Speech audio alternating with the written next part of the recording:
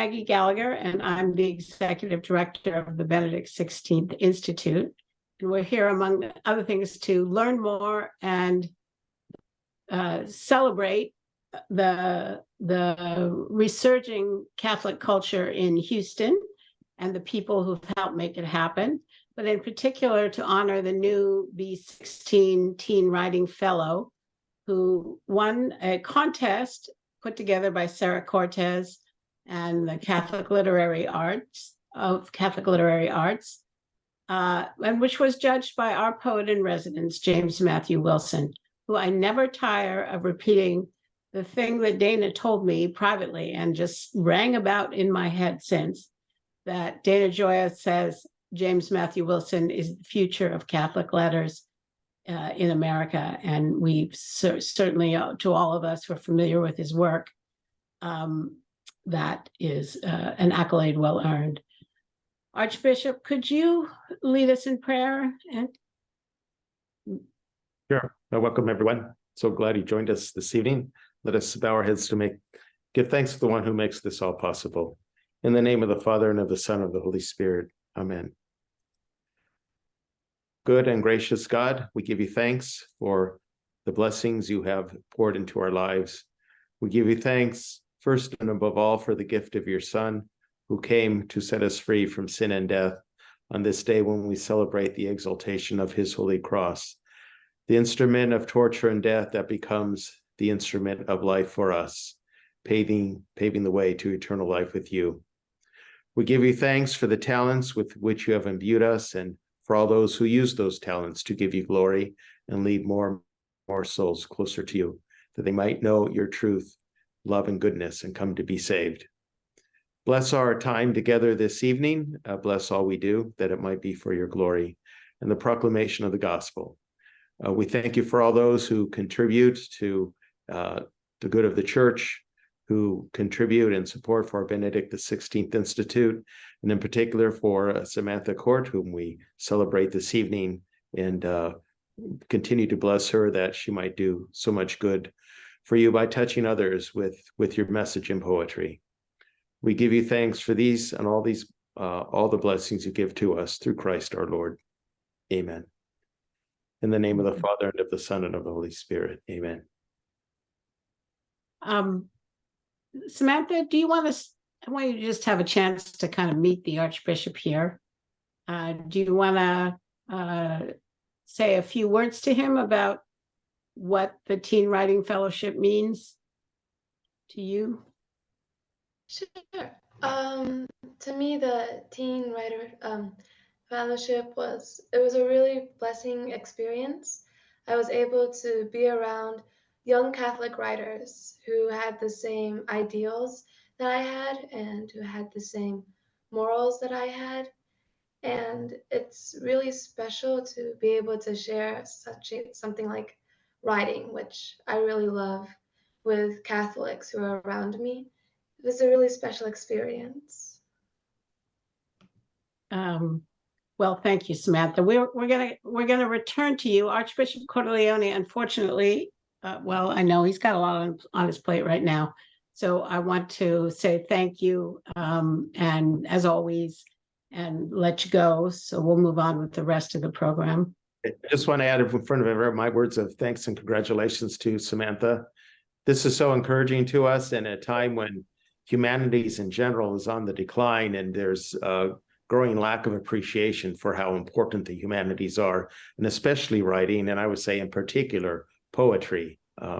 With this overly pragmatic attitude people have, they see higher education as sort of a high-end vocational school, right? They don't understand that education means not just imparting knowledge. It's not about job skills. It's about opening a mind to discover the universe and forming a soul. We need the humanities for that. And poetry captures that in a way that no other form of literature or any other form of art can. So to see young people such as yourself, Samantha, who understand that and have extraordinary talent and apply it for the glory of God, and so people might be touched by his love and live better lives, is really encouraging for us in this older generation. So thank you and congratulations. Thank you so much. Thank you.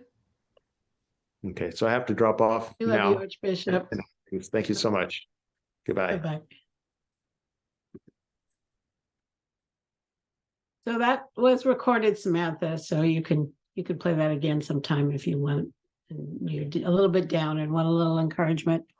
I'd like to start. I hope most of you saw the story, the National Catholic Register. I was so happy to see published a story called A Texas-Sized Catholic Renaissance, bringing a new Catholic culture to Houston. I just botched the subtitle, but and it just occurred to me that we have so many of the people in that story here.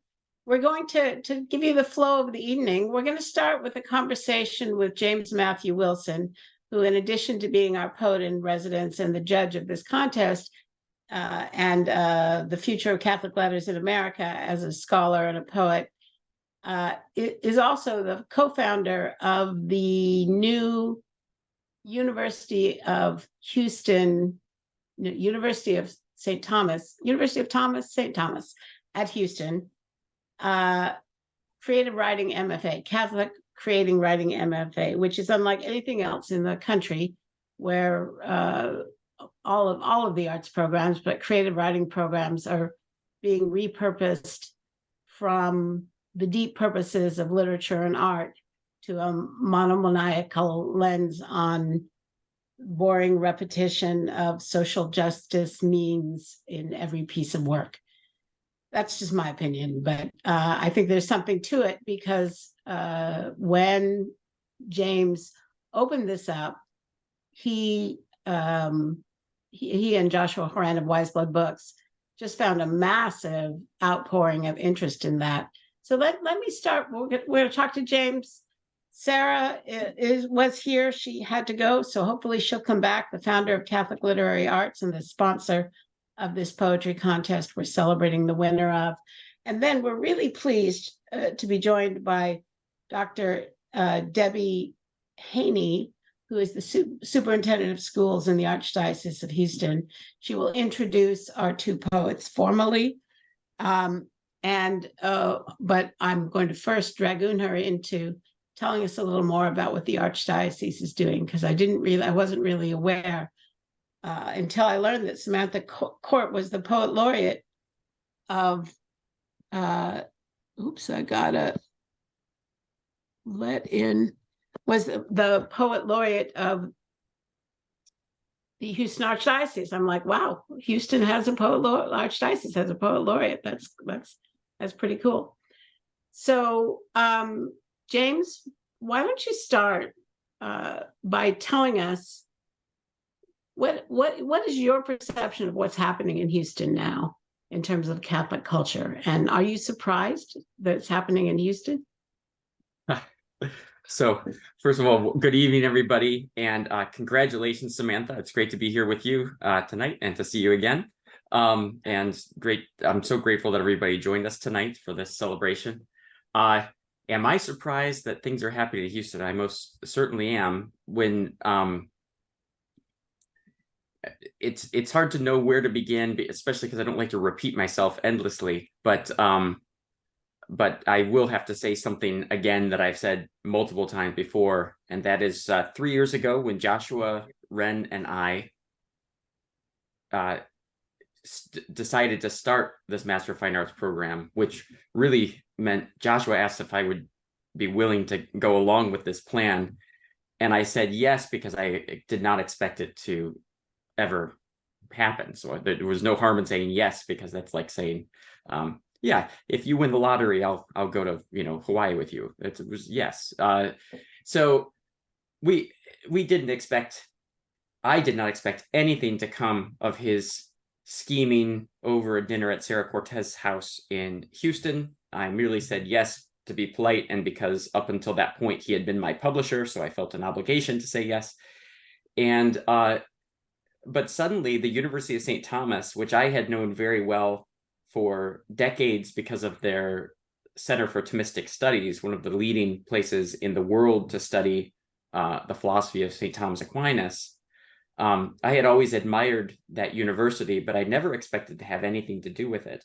And then suddenly, over the course of just a few weeks, Joshua and I were beginning a Master of Fine Arts program that would be the first and only such program in the world that would have a thoroughly Catholic curriculum. And I have always been a partisan of lost causes, and so my siding with this, I assumed, was going to be no exception. And so I expected things not to work out and to fail, but I thought, well, we'll try it. And before I knew it, we had more than filled up our first annual class, and we've just begun our third academic year, and we're in 3 years of completely full courses. Each cohort, I hate that word, but each cohort, each annual class, entering class, has been completely full and in fact overflowing with students. And the reason for that is actually not very deeply mysterious. We're a writing program that actually loves literature. We're a writing program that thinks that an encounter with beauty is an epiphany. It's an encounter with the unveiling of reality. And people who like books, people who love the arts, know that that's what the arts are really about. They are not about somebody's ideological or political program. A friend of mine is a trumpet player with the Baltimore Symphony, and his poor symphony at one point decided to get canned goods for the homeless, which was great, but but it was probably not the essential mission of an orchestra. So our program is committed to that central and absolutely essential purpose of the arts, which is to train writers to make beautiful things. And when we began the program, I vowed that we would,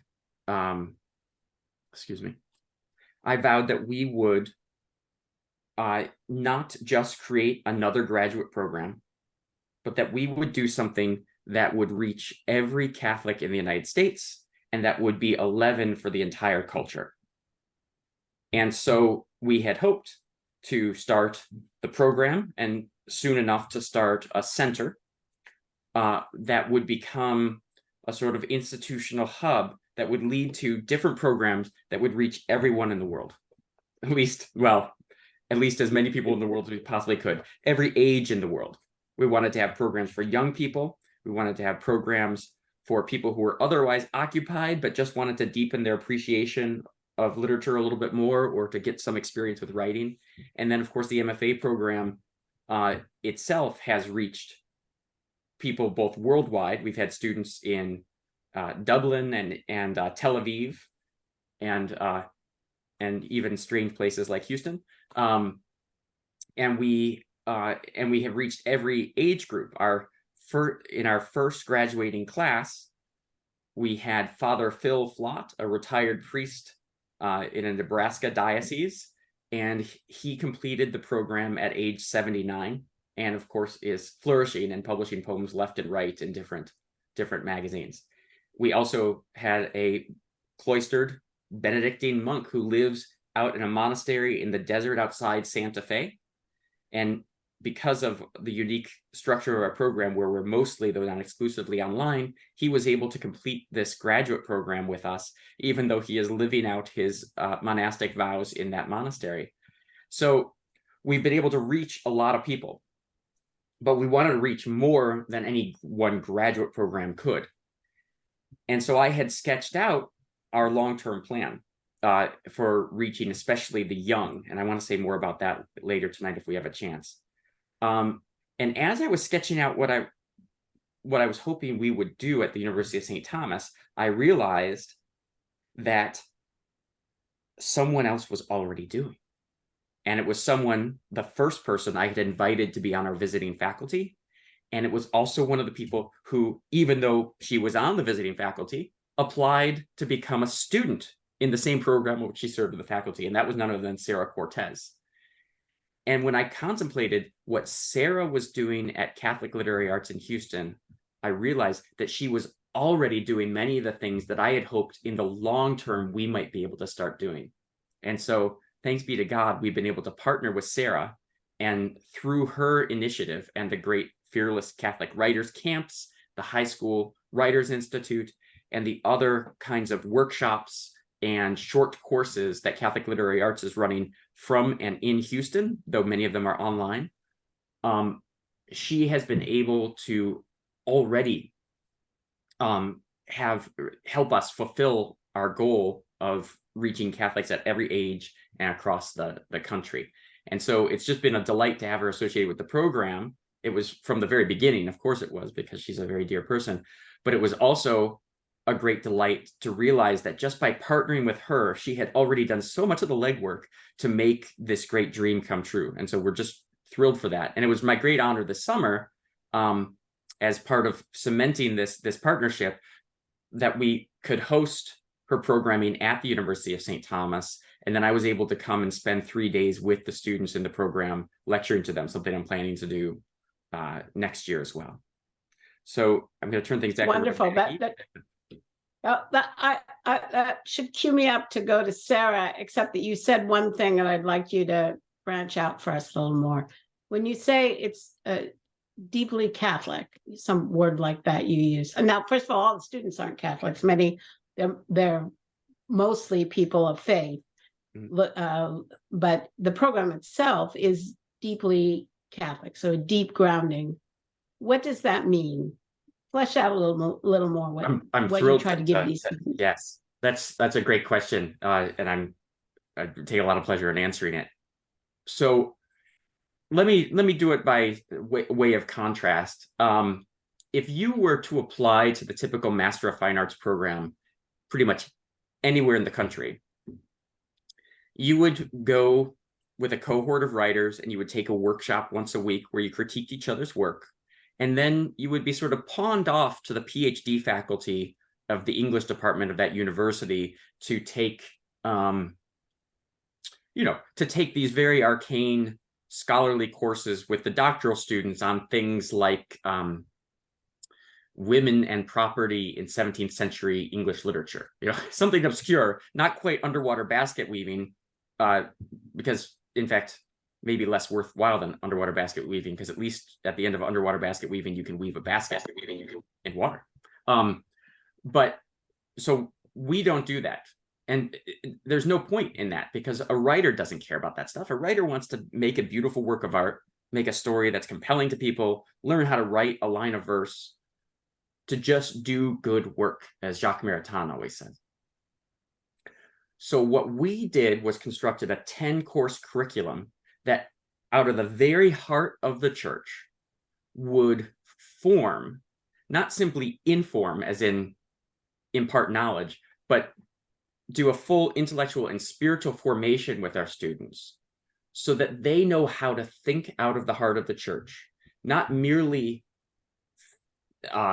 obediently, but with the profound metaphysical imagination that the church and its long tradition and its great history of intellectual reflection has to offer. And so our 10 courses are, I always say that our peer programs are not other MFA programs. They're places like the John Paul II Institute in Washington, D.C., or the Thomistic Studies Institute at the University of St. Thomas, because our students go away or receive in our program a complete core education in, for instance, the philosophy and theology of the Catholic Church as it pertains to beauty and the arts.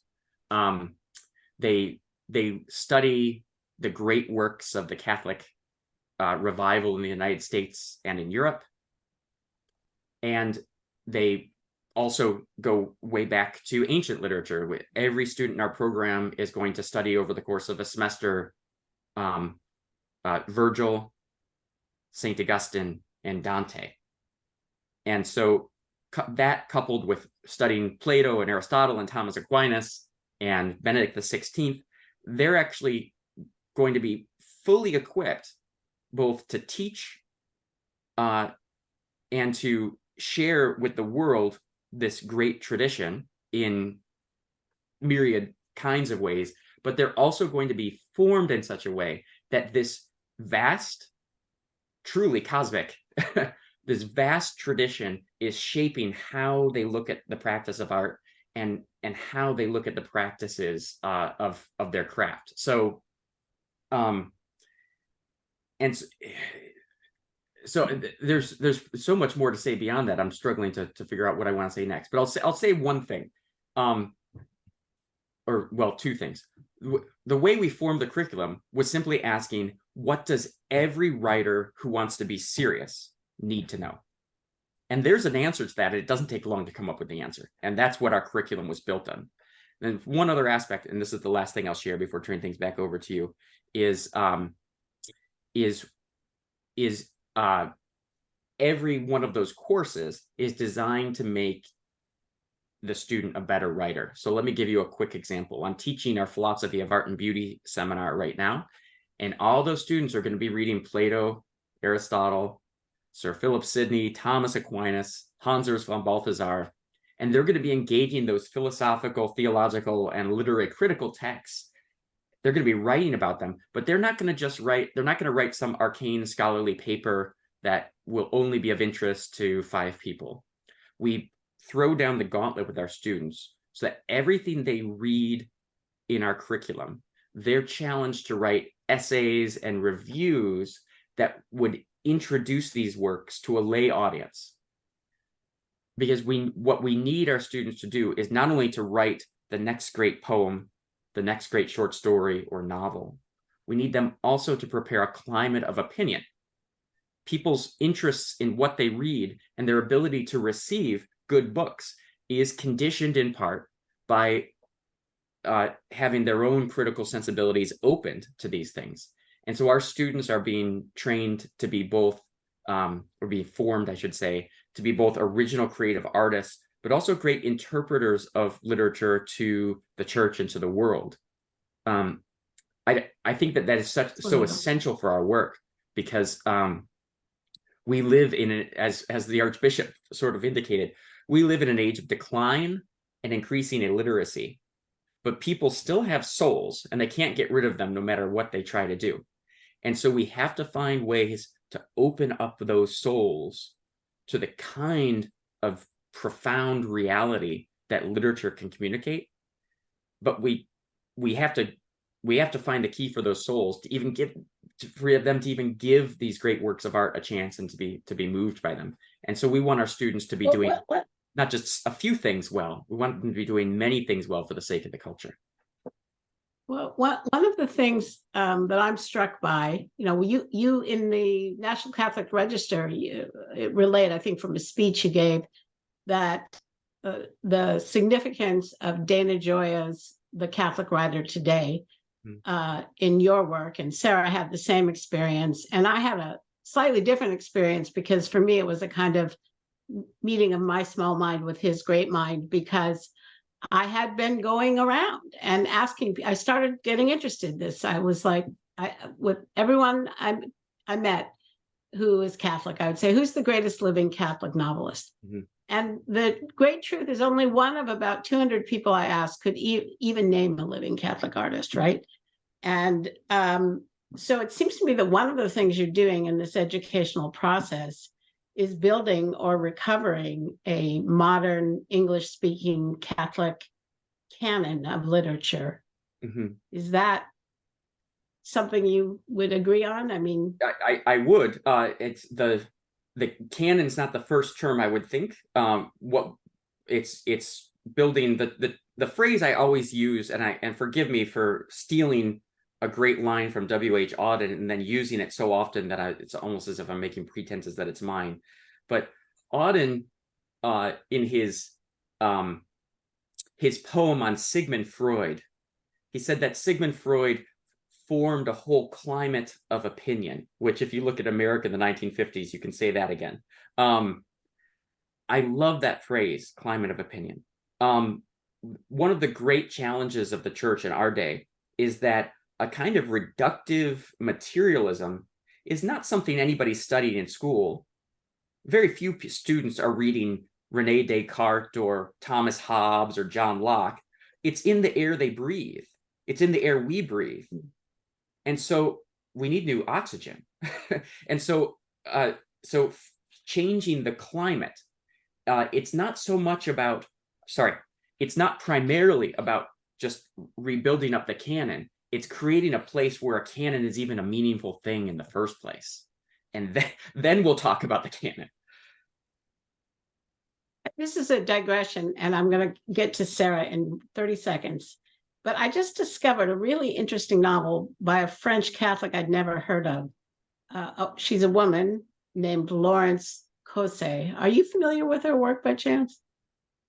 You're sending me information about it the other day. Was the first I'd ever heard of her. But, you know, I have stacked behind me. I got this novel, Corner of the Veil. It's premised on the fact that an actual proof of the existence of God, which is irrefutable, is discovered. And we don't, of course, hear that proof, but it's the impact on the world of the church of what happens if God's existence were actually proved, which I just think is such a fascinating premise. Yeah. But I think there's a lot of what I love about this Catholic lens is there's a lot of really interesting work out there that's been overlooked, right? And there's a lot of jewels to be discovered and recovered, and we appreciate what you're doing so much. Sarah, I don't know if you were on when he gave you that incredible shout out for he had dreamed that one day he might do a bunch of stuff with young people, and then he discovered you were already doing it. Are you here, yes, Sarah? You want to say hi? I've actually heard James say that in person. So yeah, I've been here, with the abundance of attendees. I might not be in the screen that you can see, Maggie, but it's wonderful to work in an environment that's not competitive. And by environment, I'm sort of talking about the strategic, I'm going to use a corporate term here, the strategic partnerships that CLA and myself and James and Benedict 16 and you, Maggie, University of St. Thomas, Houston Christian University, and this magnificent Archdiocese of Galveston, Houston, represented tonight by Dr. Haney. And I'm sure there are other institutions I'm not mentioning, so forgive me if any of you belong to one of them. But there's no way. I don't believe. I mean, when I was younger, I thought I could do everything myself, and I thought I was, all the things you think when you're 21 and 31 and so forth. But the Holy Spirit, my understanding is, we are built for relationship, not only with God, but with other people, even when whether other people are magnificent or the opposite. And so it's just such a pleasure for me, not only to work with other organizations, other phenomenally visionary people. I see so many faces here that I could name, each with their own,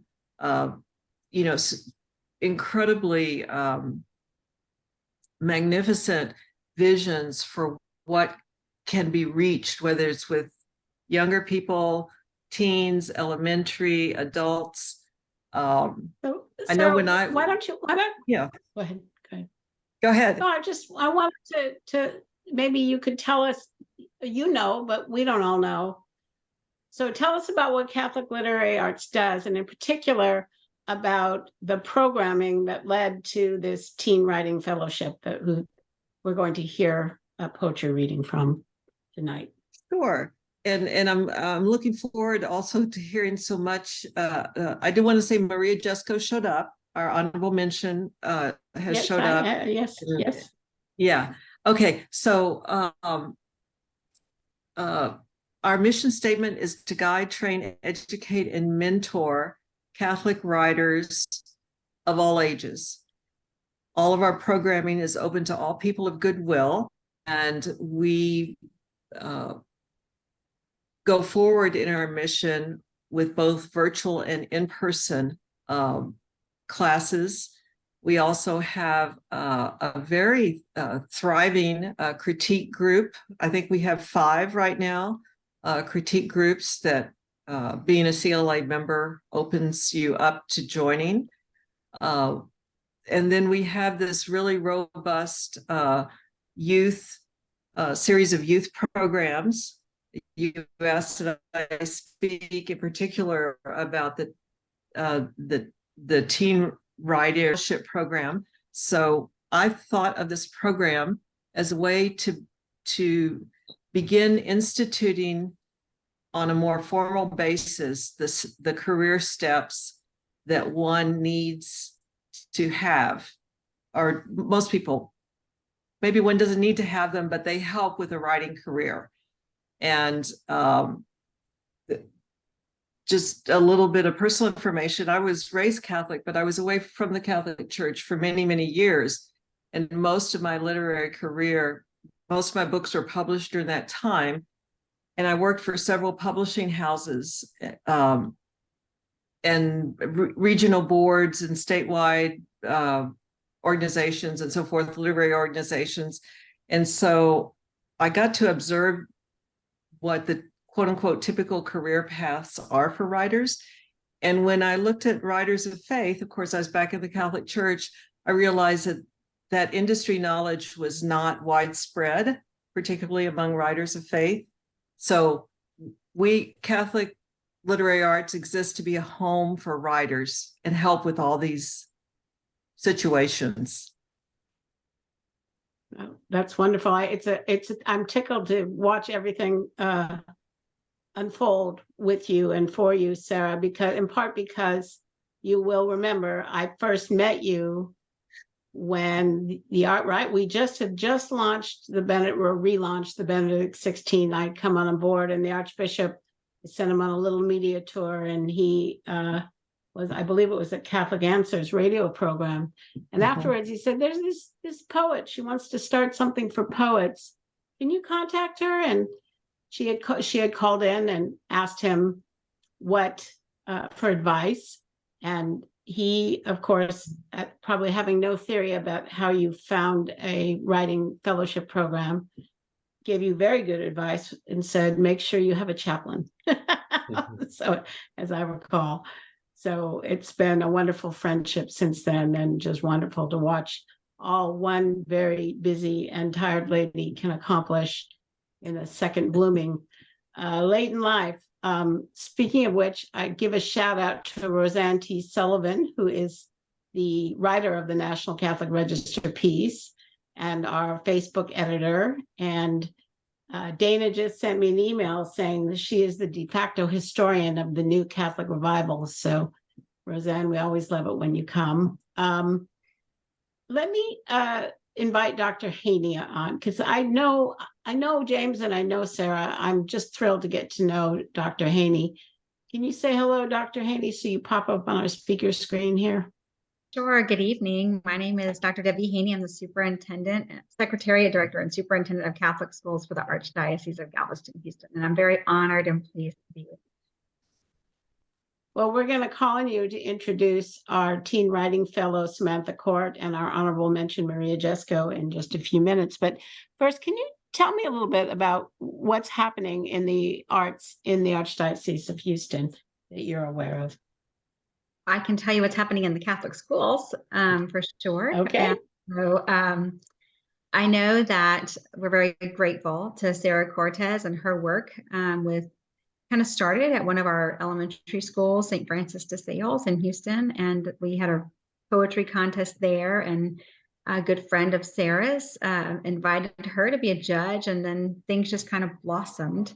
And it's become a really great event for all of our students to participate in. And we're very honored to be partnering with Sarah in the poetry contest. In addition to poetry, we also have, we work with the Scanlon Foundation, which many people are probably familiar with on this call. Scanlon is an organization that supports all things Catholic in the state of Texas, and especially in our Archdiocese. We're very grateful to them.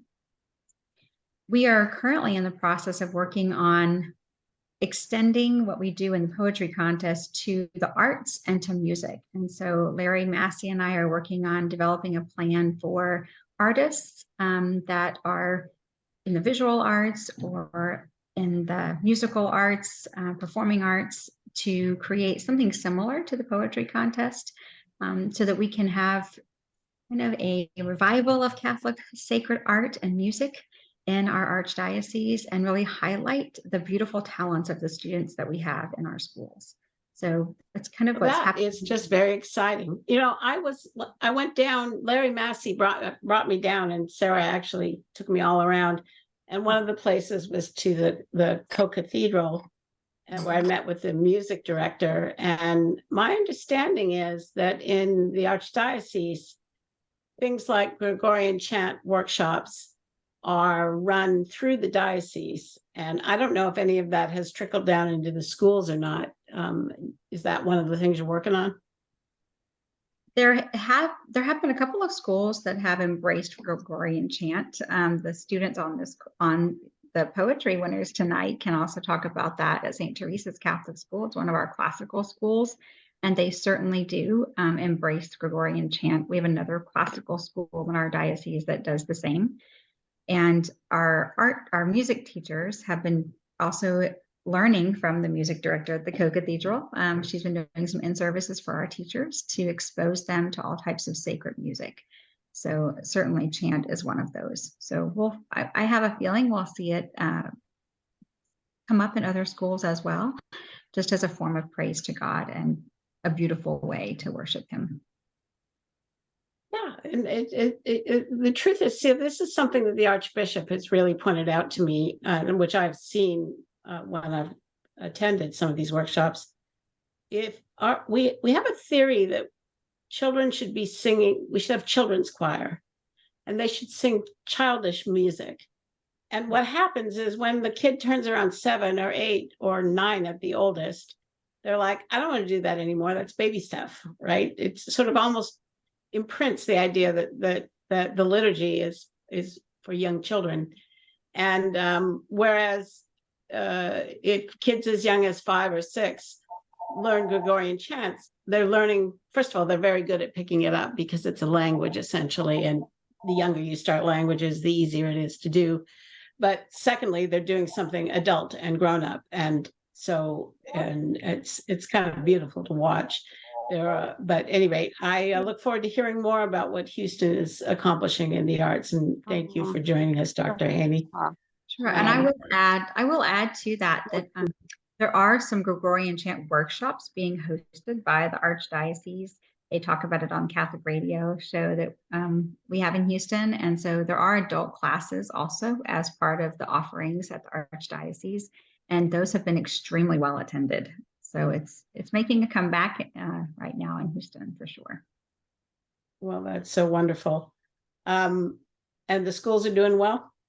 They are. We've seen an increase in enrollment, which is good news for Catholic education. And we have almost 18,000 students in our schools. This year we opened a new high school for career and technical education as an offering to the students in our diocese. We have 11 other high schools that are all college preparatory, but this kind of fills a niche of need within our diocese. So we're thrilled to have St. Peter's Catholic High School opening this year. So it's been good things happening.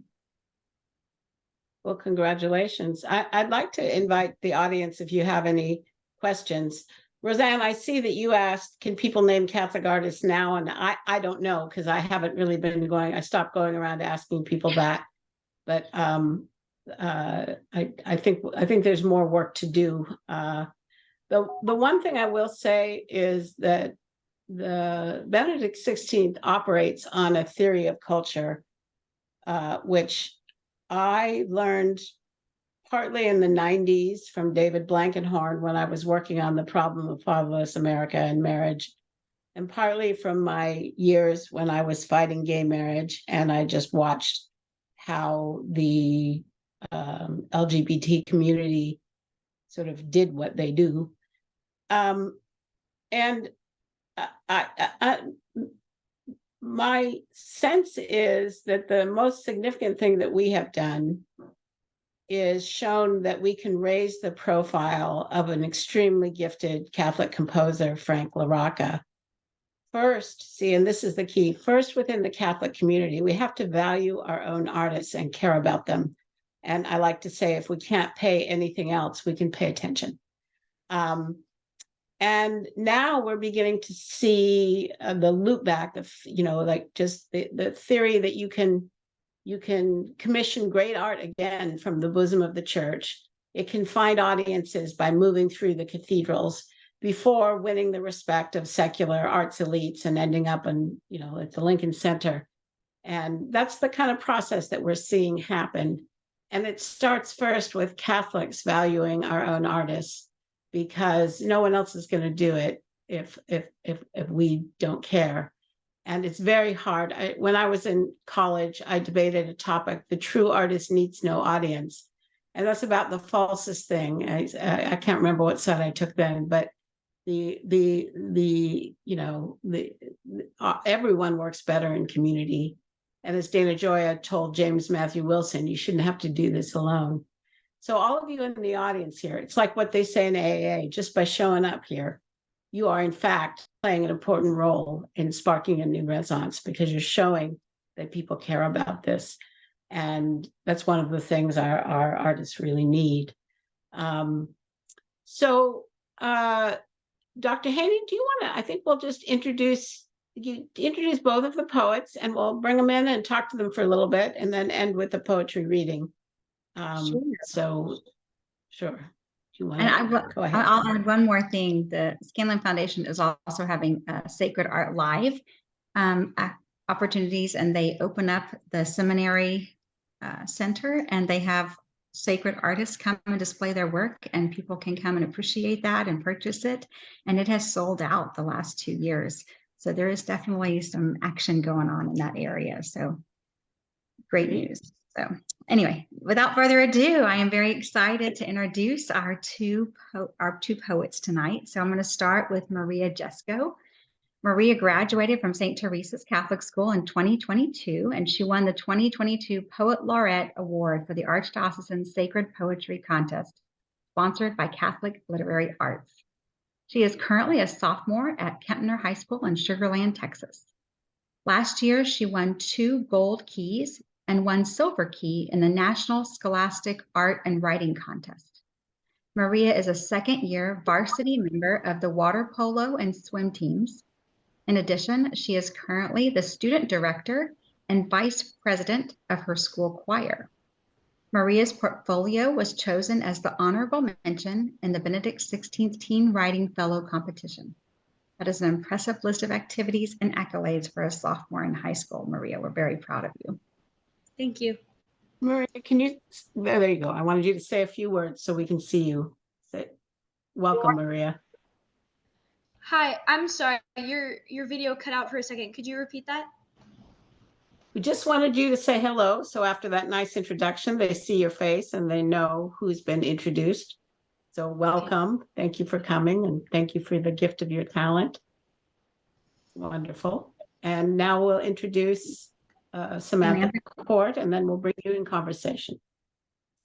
So Samantha is a first prize winner of the 2023 Catholic Citizenship Essay Contest at the state and international levels, and in 2022 on the council, district, and state levels.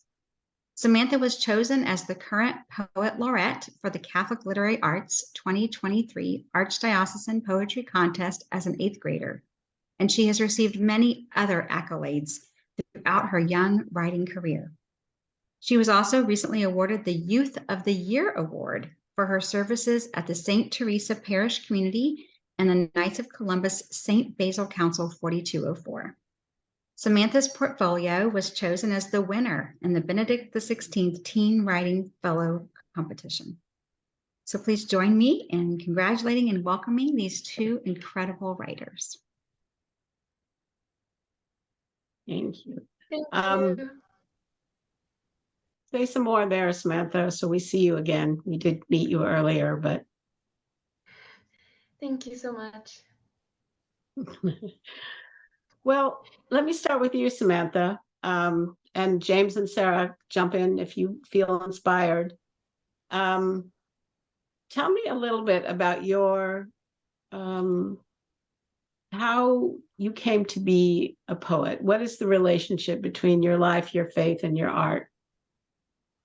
So it really started with my writing.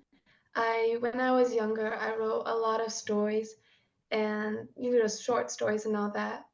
And I believe my love of poetry is kind of a mix of my love of writing and my love of music because I really love music. I love playing piano. I love singing.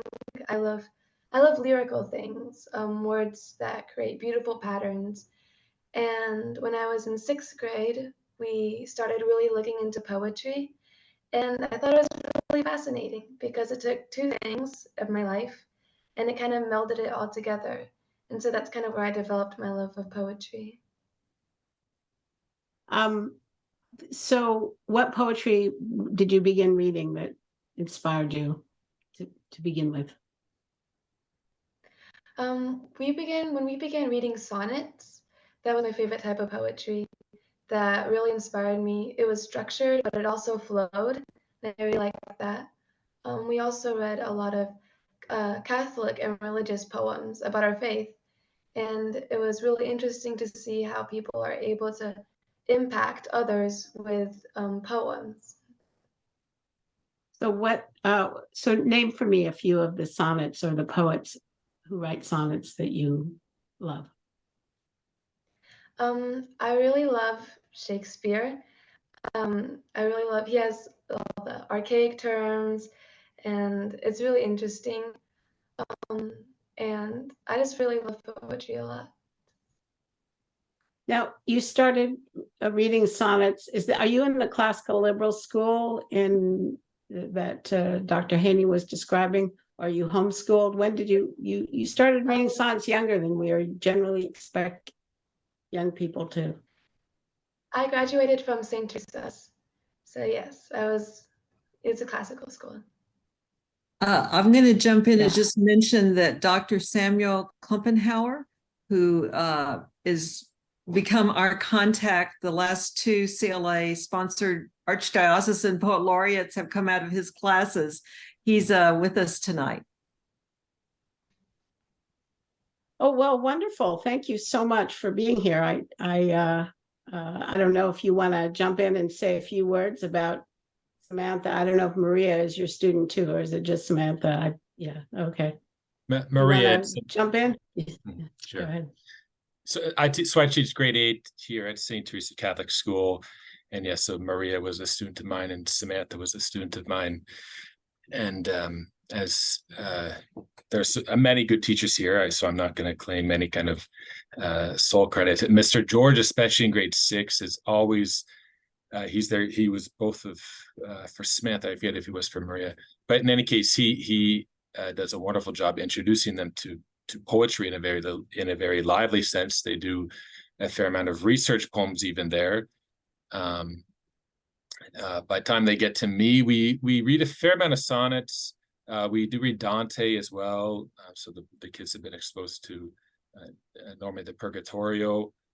And indeed, for the poetry contest, I believe when Maria submitted her poems, it was we did sonnets that year. Typically, I find it's better to give the students some kind of structure because it's what kids need. They need routine and structure in order to flourish. And in Samantha's year, we submitted. We actually adopted Dante's meter, Terza Rima, and they submitted it in that form as well. But it's always joyful as a teacher to have such lively students who enjoy learning. And again, I miss these girls. They were great students.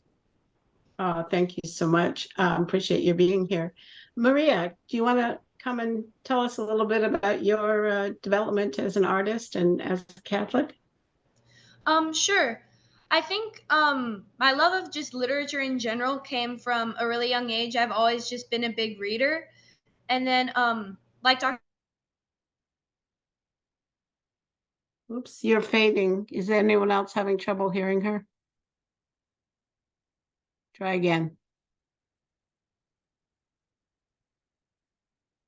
No, we Dr. can't hear Klumpenhauer you, said alas. in 6th grade, especially in 6th grade, we started to.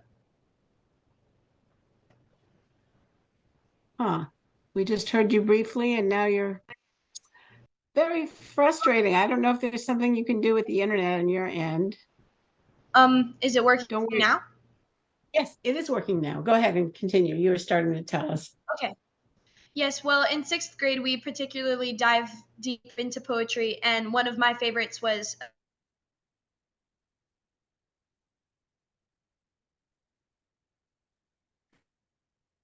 Maria, it's so disappointing to me, but you cut out again. We can't hear you. I don't know if I could, if there's another place in your house or somewhere you could go, because I'd really like to be able to hear you read your poem.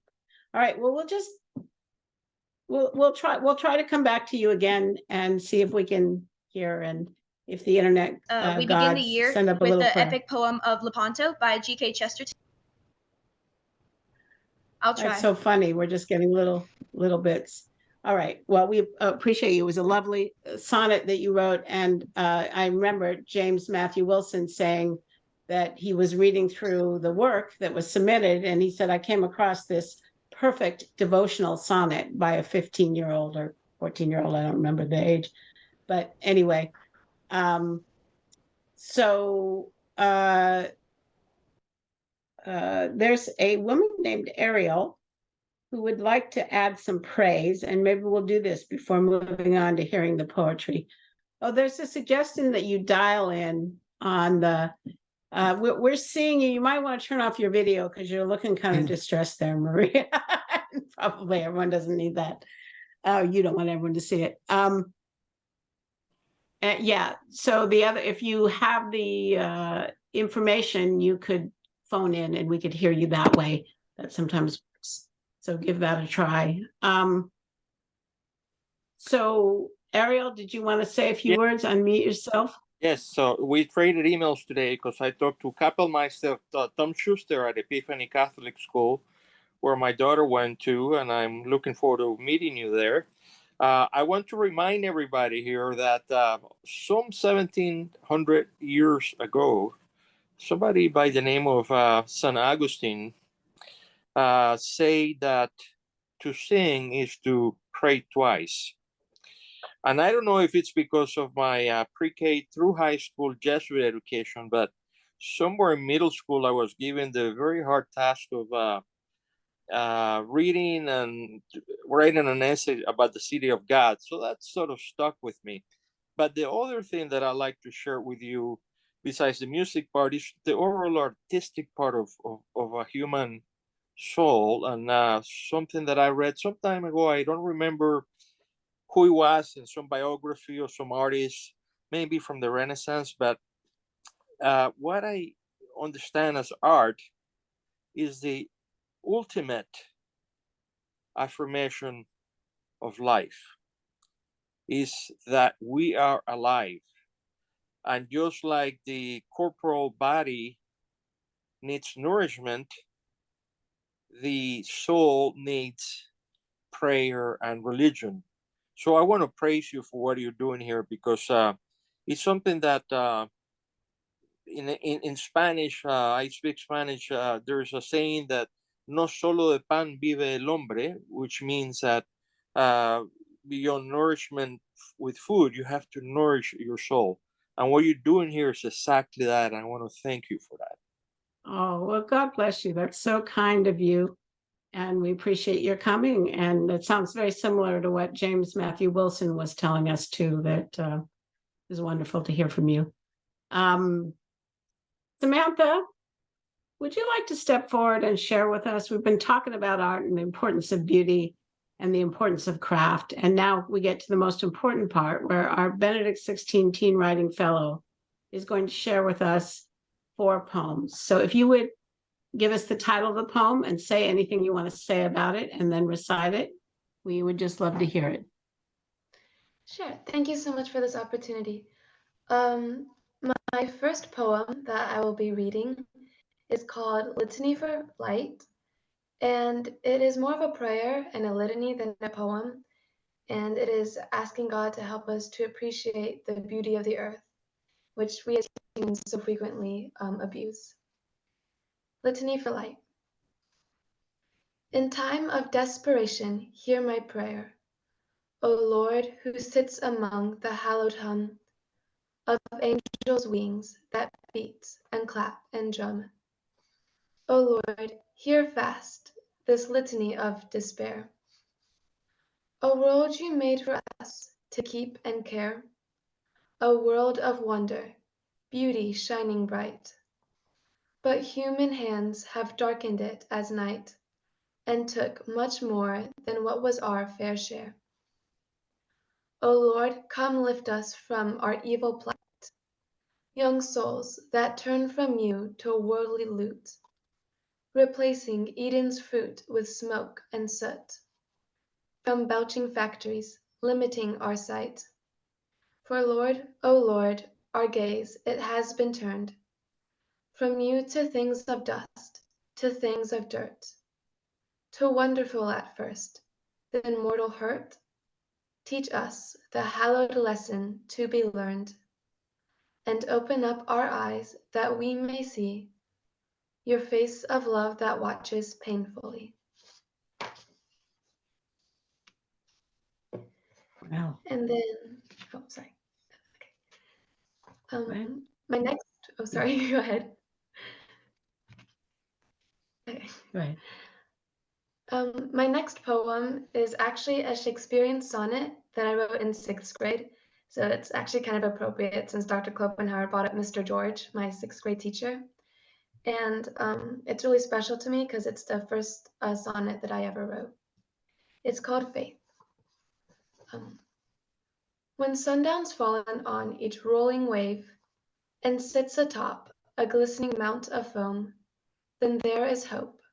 I know I shall be saved from gaping darkness, once my only home.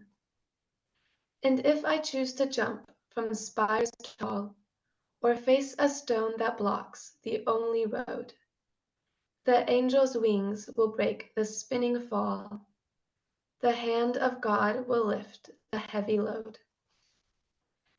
And if the darkness swallows up my heart, and I have but a wick bent on its knee, I know that He and I are not apart, and He will light my wick so I may see God's glory, angels singing, hands to lyre, and set my heart on ever-burning fire.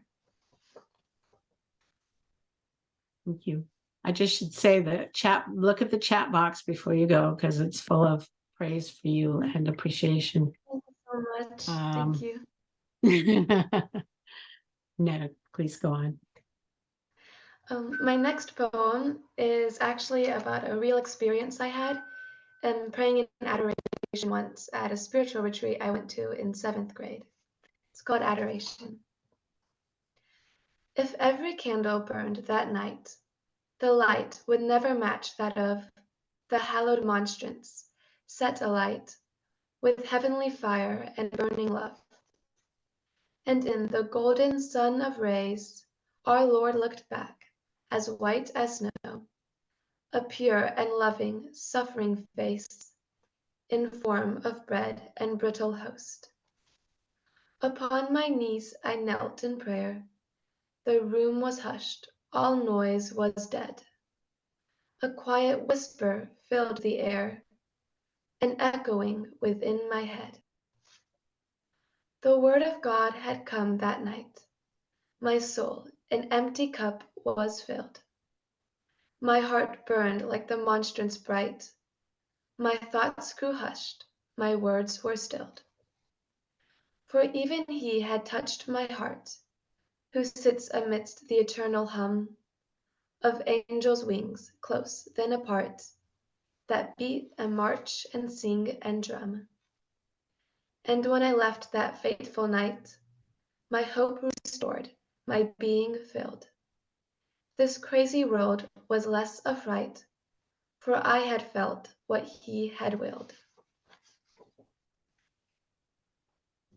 Well, Samantha, Mina, I saw your comment on how touching these were, and I just wanted to introduce you. Mina Essery, who just got married, so I believe her last name is Pousseau, is a young woman composer, not as young as you are. But we met her at the Sir James Macmillan Young Composers Institute that we did. and two extremely gifted musicians mentioned that have all just singled her out. And we've actually commissioned a new work from her, which is setting one of the poems of Roseanne T. Sullivan to a new Christmas or Advent hymn that we'll be using in our December 10th. If you're in San Francisco, our St. Nicholas Day prayer service is turning into a very Marian Advent service. So, Mina, if you don't mind, you want to come and say hello to Samantha? I feel like it would be great for her to know you. Congratulations to both of you. Samantha, your poems are really stunning, stunningly beautiful. I'm very touched. Thank you, Maggie, for the shout out. Thanks, Mina. Samantha, our final poem. Oh yes. My final poem is actually the poem I won Poet Laureate with. It is called Amor in Omnis, which is Latin for love in the stream. And I was inspired by the luminous mysteries. And this poem is about a man who witnessed the baptism of Jesus in Jordan and is telling his son the story. The lamp lit up the room with light, as father sat by son and said, I'll tell a tale for you tonight. The reeds sprung from the riverbed, the sky was bright, the sun shone high, and John the Baptist there had tread. We'd crowd around and we would try to hear his words that shine and gleam like rivers dance through deserts dry.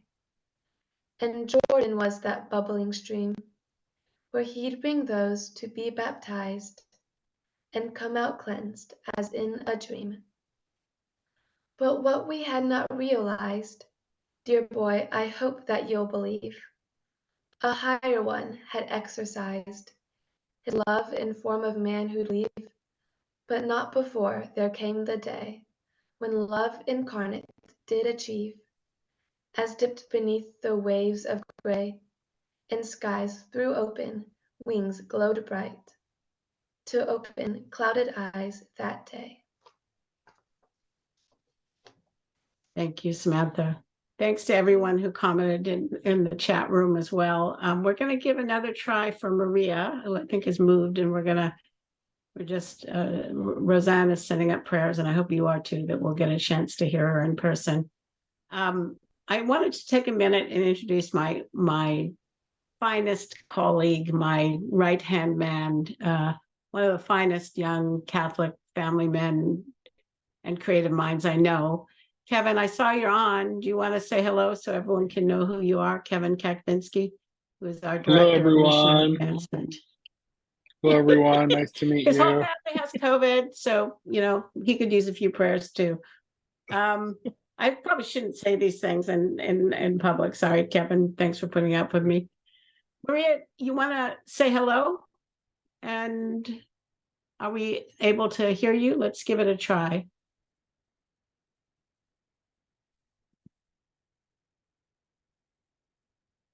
Oh dear, Kevin's face is still on the line, so it means. Well, I think we'll have to send around a poem or two in the next newsletter, which goes out to over 80,000 Catholics. And Maria, I hope I'm very disappointed. I personally would have loved to hear this lovely sonnet. I've read it and it is magnificent. But stay in touch and keep writing. And thank you both. James, and do you want to have anything you want to say as we close out the evening? Oh, I do. So I'm so glad we got to hear Samantha's poems. And that was just wonderful. And Maria's poem will be worth waiting for. So I hope that it gets shared with everybody. They're both tremendously talented. And it's Ford Maddox Ford who discovered the writing of D.H. Lawrence early in the 20th century. He concluded that he wanted to publish D.H. Lawrence's short stories after reading one sentence. He said it only takes one line. And that was my experience this summer reading first Maria's sonnet and then Samantha's work. It was instant. It was instantaneous to see that this was real poetry being done. I'm grateful to their teachers. Something I would have said earlier tonight, and I just want to say now is people like me, a lot of us, our education in the arts has always been remedial. We have to go in search of the great things that have been done, but we have to do it belatedly. And it's so wonderful to see these two young women growing up in an environment where the arts aren't something you go seek out in your early 20s or your 30s when you realize that there are genuine great treasures buried somewhere in the dust, but that they're simply growing up learning the practices of verse craft. That's how the great poets were trained. And just to give you one quick example, Alexander Pope was writing brilliant poems when he was 15, 16, 17. They weren't very profound. He was a callow young teenager, but they were perfectly crafted, and they would stand out in our day like great triumphs. And so it's so wonderful. Imagine if these two young poets are this good now, imagine how they're going to be once they've come into their maturity. And it's because they're growing up with a culture of verse craft in their classical schools, and through events like this that give them an opportunity to share their work. So thanks to Sarah, thanks to Maggie, and thanks to all of you for coming. Yeah, Maggie, Thank you, James. I would like to help your audience sort of put the accomplishments of both of our young poets today in perspective. When CLA took over the Archdiocesan Sacred Poetry Contest, Maria Jesco's poem won out of over 1,000 entries, and likewise for Samantha's. So there's a lot of great young poets writing in Houston. It's our privilege to honor them.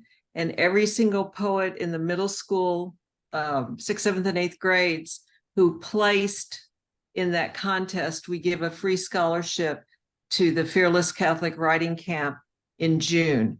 And that's part of what James came and helped us with. We created a high school writers institute, and I'd like to acknowledge with great thankfulness and abundance, Leslie Clinton, who's director of the High School Writers Institute and CLA board member and an amazing poet herself. Thank you so much, Leslie. Before I close, I really wanted to give you, Sarah, a chance to promote anything you're doing next that people could participate in, or should they just go to catholicliteraryarts.com and see the feast you lay out for the world? Please go to catholicliteraryarts.com, look at our adult offerings, look at our offerings, lesson plans for teaching creative writing, and writers' retreats for entering into your vocation as a Catholic writer. We try to do it all, and if there's something that needs to be done that we're not doing, give me a holler. Sarah, that's catholicliteraryarts.org.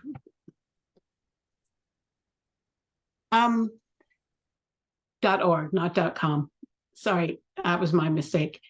Maria, I see several people have given you a phone number. We can pause for a minute and see if you can call in and read us your sonnet, or you can tell me in the chat message box that probably won't work for you. And I have called in. Is it working now? Yes. Oh, hooray! We get to hear Maria Jesco's sonnet. Tell us what you're going to read for us. I'm sorry. Did you want me to do the one from the Poet Laureate or the one from the honorable mention? Why don't you read them both? Okay. For the honorable mention, it was like a question poem. It's called To Christ Crucified, and it's like I got the inspiration from seeing the crucifix in the classroom, and it was what I would, I suppose, think if I had been there. So, to Christ Crucified. How can you not cry out against the nails? How can you love the cross that gives you death? How can you only shiver in the gales, unmoving, waiting for your final breath? Why love me after all I did to you? Why stay here and not call the angel host? Why give your life when I have been untrue, unmoving, waiting, you who love the most? What way can I alleviate your pain? What prayer to say to bring my sins to light? What water can my bloody hands instain? Unmoving, waiting for the end of night. Because in pain you died to set me free, I give my life in recompense to thee. That's amazing, Maria. James, was that the poem, the sonnet you were talking about when you Yes. said a perfect devotional sonnet? Yeah. Yeah. I just spent the last week Extraordinary. reading John Donne and George Herbert, and Maria's up there. Maria, do you want to read us your second sonnet then? In recompense Okay. for all the difficulties we've had. Okay. This one is called Willing Forgiveness, and it's more focused on the Blessed Mother. With hammering on nails the hills have rung, a guiltless shepherd punished for his flock. The inspiration Stabat Mater sung, the perfect man beneath his cross will walk. The king of all they batter, tire, and scorn. A pauper's crown is fashioned for his brow, a sword for Mary's heart, for Christ a thorn. Through sinless death our life he did endow. Thus Satan tries to quench the hopeful light. How after death could Christ forgive us all? But Mary turns to us, her sweet eyes bright. Come follow my dear son, her loving call. And still she loves us, kindness like no other.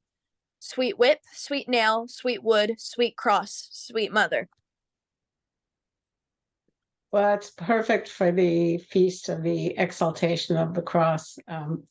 Thank you so much. I want to close out, first of all, I want to make sure that Maria and Samantha both have time to read all of the praise that is pouring in here.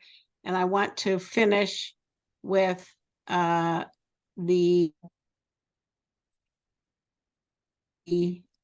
comment by Susie, which was a response to Samantha's poems, but I'm sure she would extend to you as well. My heart sings for joy in this amazing gift to all of us who have longed for a return to beauty and grace. Samantha is a gift and a blessing. Thank you for introducing us to a return to true and magnificent Catholic teachings. It is a grace for us to be with you both, Maria and Samantha. We wish you the best, and we look forward to seeing what is next in your the gifts you're giving to all of us, because an artist's work is to make visible things of the spirit that would otherwise slip under the muck of the busy everyday existence, to give us form, which is a precondition to both beauty and hope. So it's a very noble calling that you have among whatever other callings the Lord wants for you. And we all very much appreciate you a great deal. And so until next time, my friends, and our next event, I believe, is going to be October 3rd. The Mass of the Americas by Frank LaRocca is going to Miami. A PhD conducting student at the Frost School of Music, which I'm told is giving Juilliard a run for its money in terms of craft, is spending the year doing his dissertation on the Mass of the Americas. He went to Mexico City to do original research on the archives there about the experiences related. It's a twin tribute to Our Lady of the Immaculate Conception, patroness of the United States, and Our Lady of Guadalupe, and it is magnificent. And if you go to, look in the newsletter and register, we'll send you the live stream link. And if you're in the Miami area, it would be worth going. Thank you, everyone. Good night. Until next time, until we meet again, may the Lord bless and keep you always. Happy birthday, Maggie. Yeah, thank you, Roseanne. Happy birthday. Thank you. Take care. Bye-bye. Bye. Next time we